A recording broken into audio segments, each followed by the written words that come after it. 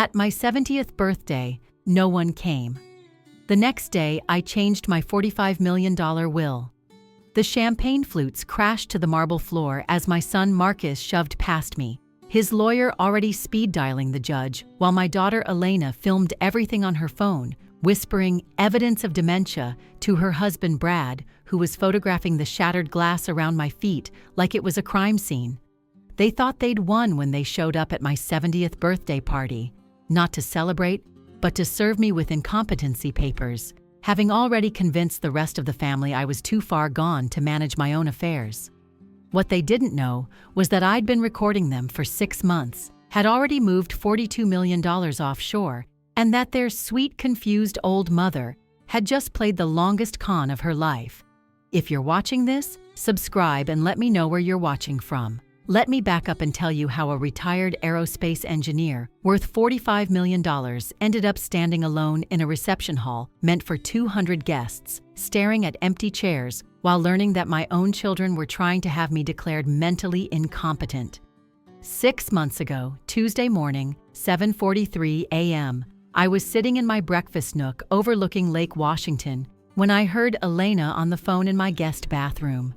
She must have thought the exhaust fan would muffle her voice, but 40 years of marriage to a man who whispered his affairs taught me to listen through white noise. "Mom's completely lost it," she said.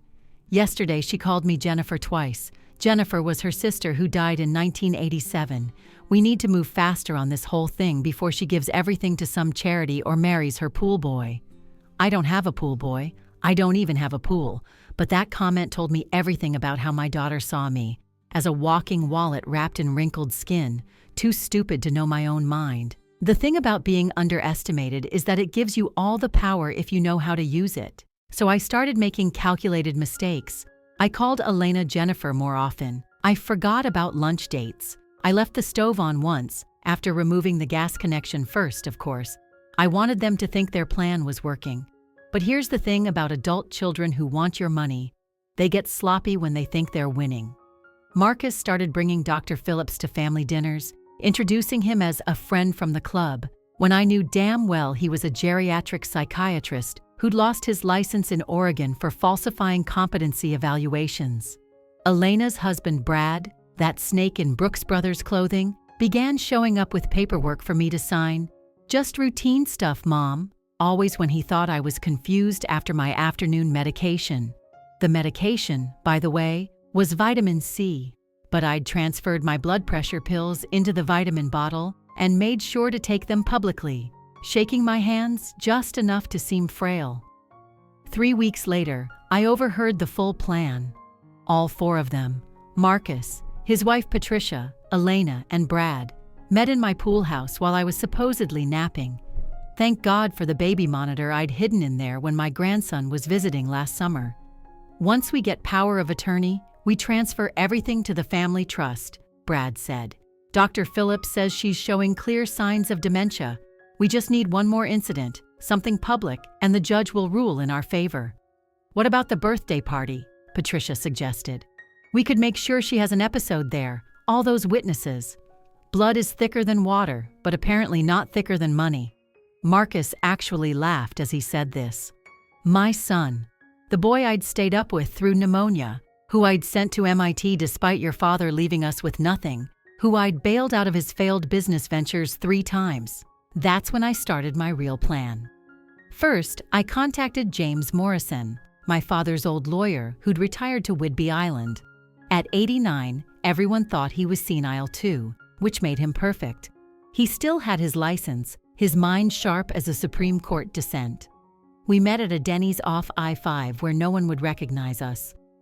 "They're trying to rob you, Vivian," he said after reviewing everything I'd recorded. "But we can flip this whole thing. How much do they think you have?" "They know about the Boeing pension, the Microsoft stock, the 3 properties, maybe $8 million total. And the rest?" "Daddy's uranium mine investments from the 50s that he put in my maiden name. The patents from my engineering work that I never told anyone about. The Singapore accounts. They have no idea." James smiled, the kind of smile that had made prosecutors nervous for 40 years. "Then let's give them exactly what they want." The next 3 months were a performance. I got worse. I went to the grocery store in my slippers twice. I called the police to report my car stolen when it was in the garage. Each incident carefully planned, each witness strategically chosen. Dr. Phillips was practically salivating as he documented my decline. Elena moved in to take care of me, which meant going through my papers every night while I pretended to sleep.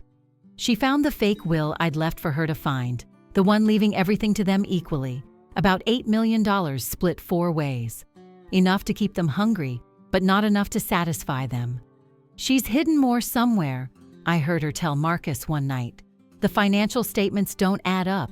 There should be at least $30 million from the Boeing stock alone. They started getting desperate. Brad installed cameras in my house for my safety. Patricia befriended my housekeeper, Maria, trying to pump her for information. Marcus went through my trash. They thought I was too far gone to notice. But Maria, bless her heart, had been with me for 15 years. Her son Luis worked in tech security. Every camera they installed, Luis made sure I could access from my phone. Every conversation in my house, recorded. Every search on my computer, logged. That's not even the worst part. 2 months before my birthday, they tried to kill me. I know that sounds dramatic, but when your son suggests a lovely cruise to Alaska, and you overhear him asking about travel insurance policies that pay out for accidents at sea, you start to wonder. When you find searches on his laptop for how long does it take to declare someone dead at sea and international waters inheritance law, wondering turns to certainty. So I went on the cruise.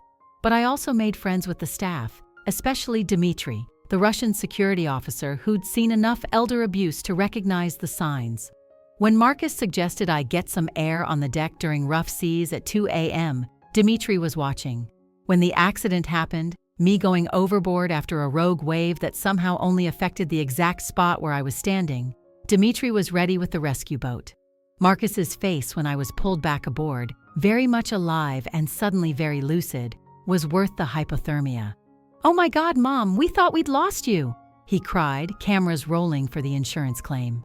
"I'm sure you did, sweetie," I said, loud enough for everyone to hear. "Though I'm curious why you were recording before I fell." The captain filed a report. The insurance company investigated. Marcus backed off for exactly 3 weeks, then came back with a new plan. The incompetency hearing scheduled for the day after my birthday. They thought they were being clever, serving me papers at my own party, in front of 200 witnesses who would see a confused old woman overwhelmed by legal documents she couldn't understand.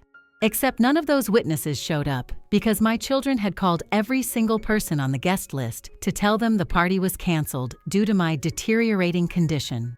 "We didn't want to embarrass her," Elena told my best friend Maureen, who immediately called me.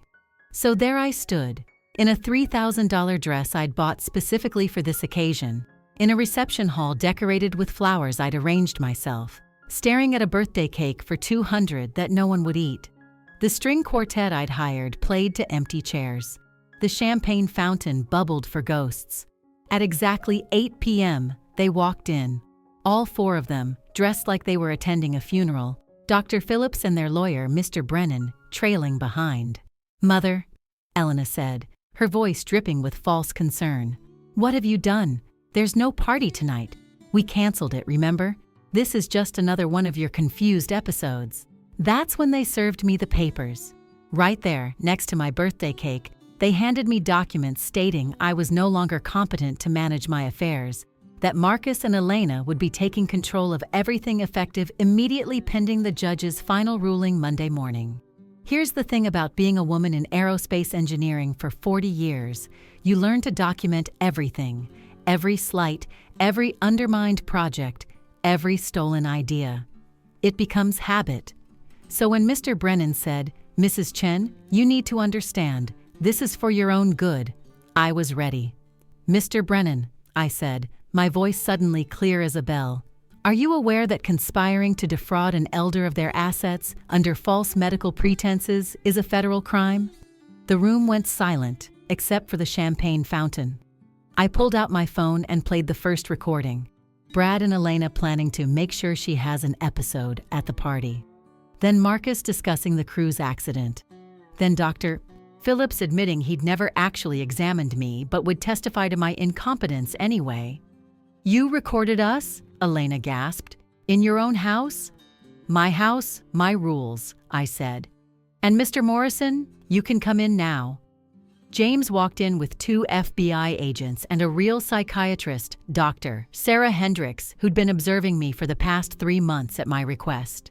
"Mrs. Chen shows no signs of cognitive decline," Dr. Hendricks announced. "In fact, her planning and execution of this counter-operation demonstrates exceptional mental acuity." The FBI agents stepped forward. Marcus Chen, Elena Bradford, Bradley Bradford, Patricia Chen, and Dr. Robert Phillips, you're under arrest for conspiracy to commit elder fraud, attempted murder, and racketeering. The looks on their faces, shock, rage, disbelief, almost made up for the empty party. Almost. "But the money!" Patricia screeched as they cuffed her. "Where's the rest of the money?" "Gone," I said simply. "Transferred to charities, real ones, not the shell companies you set up. The houses are in conservancy trusts now. You can never touch them. The stock options? Dissolved and donated to MIT's Engineering Scholarship Fund for Women. The patents? Signed over to the students who helped me develop them. As of this morning, I'm worth exactly $847,000. Enough to live comfortably, but not enough to kill me for." But that was a lie. The $42 million in offshore accounts was safe, waiting for me to start my new life. Not that they'd ever know that from federal prison. Marcus lunged at me, but the FBI agents held him back. "You're not our mother. Our mother would never do this to us." "Your mother died the day you tried to push her off that ship," I said. "I'm just the woman who survived." The next part happened fast. The arrests made the news. "Tech heiress turns tables on greedy children," read the headlines. My story went viral. The empty birthday party video, which the string quartet had recorded, became a symbol of elder abuse and resilience. But the real satisfaction came 6 weeks later at the sentencing. Marcus got 15 years for attempted murder. Elena got 10 for fraud. Brad got 12 for conspiracy and forging documents. Patricia got 8 for her part. Dr. Phillips lost his medical license permanently and got 7 years. At my age, those sentences were effectively life. The prosecutor read their messages to each other in court, the ones where they called me the old bag, where they celebrated my confusion, where they planned what to buy with my money. Elena had wanted a yacht. Marcus was going to invest in crypto. Brad had his eye on a Senate run. Patricia just wanted plastic surgery and a house in Malibu. "Do you have anything to say to your mother?" the judge asked them. Elena cried and begged for forgiveness. Marcus stayed silent. Brad tried to claim entrapment. Patricia actually asked if she could still inherit when I died. "I have something to say," I stood up. "For 40 years, I worked in a field where men told me I didn't belong. I raised you two alone after your father left us for his secretary. I paid for your educations, your weddings, your divorces, your failed businesses. I asked for nothing in return except basic human decency in my old age. You couldn't even give me that." I looked directly at Marcus and Elena. "You were right about one thing, though. I'm not the mother you remember. That woman was weak, always putting her children first, always sacrificing. This woman? She's a survivor. And she's done sacrificing for people who see her as nothing more than a checking account with a pulse." That was 8 months ago. The birthday that no one attended became the day I attended to myself. I sold the Lake Washington house and bought a cottage in New Zealand, where no one knows me as anything other than Vivian, the American lady who teaches engineering at the local community college for free. I kept one thing from my old life, a photo from Marcus's 5th birthday party. He's smiling at the camera, chocolate cake all over his face, his little arms wrapped around my neck. I don't keep it out of nostalgia. I keep it as a reminder that even the sweetest children can grow into monsters if you let money become their only measure of value. The $42 million? It's funding a foundation for elder abuse victims now. Anonymous, of course. The interest alone pays for lawyers, safe houses, and investigations for seniors whose families are trying to rob them. We've helped 847 people so far. That number isn't random. It's the amount I told my children I had left, the amount they decided wasn't worth letting me live for. Last week, I got a letter from Elena. She's found religion in prison, apparently. Wants to reconcile. Says she's realized what truly matters. The prison chaplain who smuggled it out probably meant well. I wrote back one line. I forgive you, but my forgiveness doesn't include visitation rights or a place in my will. Some people might think I'm bitter, that I should have handled things differently, more gently, with more compassion. Those people have never stood in an empty reception hall on their 70th birthday, realizing that their children had orchestrated their complete isolation as step one in stealing their life's work. They thought I was just a helpless old woman. They forgot that I was the woman who designed guidance systems for missiles, who held my own in boardrooms full of men who wanted me gone, who survived their father's betrayal and built an empire from the ashes of that marriage. At my age, you're supposed to be invisible. Your children park you in a home or parade you out for holidays. You're meant to sign whatever they put in front of you, smile for the photos, and quietly transfer your wealth like you're already dead. But here's what they didn't count on. I'm not dead yet, and as long as I'm breathing, I'm fighting. Not for money. I've got more than I could spend in whatever time I have left. I'm fighting for every senior who's being gaslit by their children, who's being told they're confused when they're clear, who's being robbed by the people who should protect them. The cottage in New Zealand has a garden now. I grow tomatoes and roses. My neighbor Harold comes by for tea on Tuesdays. He doesn't know about the money or the arrests or the FBI investigation. He just knows I make good scones and listen when he talks about his late wife. Sometimes I think about what would have happened if I'd just given them everything. Would they have been satisfied with the $45 million? Would they have at least pretended to love me for a few more years? But then I remember Marcus's laptop searches about how long do 70-year-olds typically live and accelerating inheritance through medical intervention. And I know the answer. They weren't going to let me live long enough to spend any of it anyway. The birthday cake, by the way, the one for 200 people, I had the caterers deliver it to a homeless shelter. The director called me the next day, crying. They'd been praying for a way to celebrate their residents' birthdays that month. 200 people who society had thrown away like garbage got to celebrate being alive because my family threw me away. There's poetry in that, I think. Tomorrow is my 71st birthday. Harold's bringing his grandson. Maria's flying in from Seattle with her kids. James Morrison is driving down from Whidbey Island with his wife. Dr. Hendricks is bringing her partner. Even Dimitri from the cruise ship is coming. We've kept in touch. It won't be 200 people, maybe 15, tops. But every single person who walks through that door actually wants to be there. They're not coming for my money or my connections or what I can do for them. They're coming for me. That's the thing about starting over at 70. You finally learn the difference between relatives and family. Relatives are just people who share your DNA. Family are the people who show up when there's nothing to gain. The engineering students I mentor sent a card. Thank you for showing us that strength has no expiration date, they wrote. I'm having it framed. Marcus and Elena's kids, my grandchildren, don't know the truth. Their parents told them I'd died. Maybe someday, when they're adults, I'll reach out. Or maybe not. Some bridges, once burned, light the way to better destinations. People ask me if I regret what I did. If I should have tried harder to salvage the relationships, given them another chance, been more forgiving. They usually ask this with judgment in their voices. Like I'm the villain in this story for not letting my children rob and potentially kill me. But here's what those people don't understand. Forgiveness without consequences isn't forgiveness, it's enablement. And at my age, I don't have time to enable anyone anymore.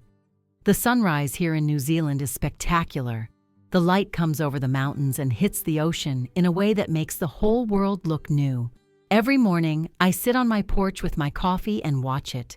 Every morning, I'm grateful to be alive to see it. Every morning, I remember that my son tried to take these sunrises away from me for money. 40 years of motherhood, and this is what it came to. But you know what? I'm okay with that. Because the alternative was dying confused and gaslit. probably falling down some stairs or accidentally overdosing on medication, while they divided up my corpse's assets. I chose to live instead. Not just survive, live. Fully, completely, unapologetically. They thought I was just a helpless old woman. Turns out I was just an old woman who'd had enough. And that, it seems, is the most dangerous kind of woman there is. The FBI agent who arrested Marcus told me something I'll never forget. "Mrs. Chen, in 20 years of elder fraud cases, I've never seen someone turn the tables like this. You didn't just protect yourself. You gave every senior in this country a blueprint for fighting back." I don't know about that. All I know is that when you try to bury someone who's spent their whole life digging themselves out of holes, you better make sure they're actually dead first. My children didn't. Their mistake. My freedom. The money sitting in those offshore accounts? I've updated my will. It's going to build senior centers with free legal services attached. Every penny will go to protecting other elderly people from their own families. The Vivian Chen Centers for Elder Justice. Has a nice ring to it, doesn't it? Marcus and Elena will probably hear about it from prison. I hope they do. I hope they realize that their greed will end up protecting thousands of parents from children just like them. But that's the future. Right now, in this moment, I'm sitting in my garden in New Zealand, 71 years old tomorrow, worth $42 million that no one knows about, surrounded by people who actually love me, and completely, utterly, brilliantly free. They tried to take everything from me. Instead, they gave me everything I never knew I needed. The permission to stop putting toxic people first, even if those toxic people came from my own womb. Blood is thicker than water, but it's not thicker than self-respect. It took me 70 years to learn that lesson. I plan to live it for whatever years I have left. Thanks for listening. Don't forget to subscribe and feel free to share your story in the comments.